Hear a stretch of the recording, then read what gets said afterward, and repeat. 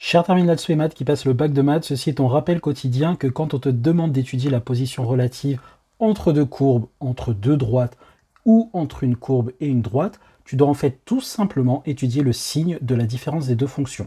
Je développe. Étudier la position relative de deux courbes, donc on va généraliser à courbe, puisque oui, les droites sont des courbes. Ça revient simplement à savoir qui est au-dessus de l'autre et pour quelle valeur de x. Position relative, c'est-à-dire on compare l'un par rapport à l'autre. Imaginons avec cet exemple-là qu'on est en orange la courbe associée à la fonction f et en violet la courbe associée à la fonction g. On va tout simplement étudier le signe de f moins g et chercher à comprendre quand est-ce que c'est positif, négatif ou égal à 0. f moins g supérieur à 0, si je déplace g de l'autre côté, ça signifie que f est plus grand que g. Donc les endroits où f moins g est positif, ce sont les endroits où la courbe cf est au-dessus de la courbe cg.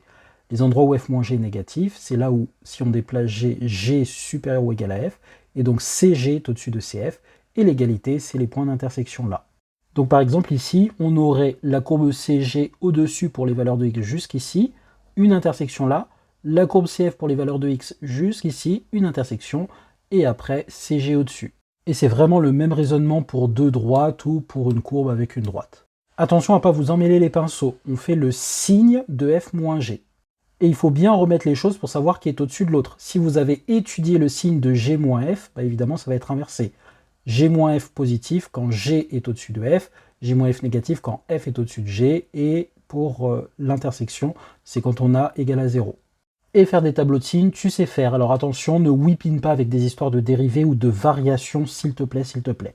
C'est une question qui tombe assez fréquemment au bac, comme ici dans le sujet de ce cours Amérique du Nord jour 2, étudier la position relative de la courbe CF par rapport à la droite delta. Donc à vous de jouer, vous savez comment faire maintenant, bisous!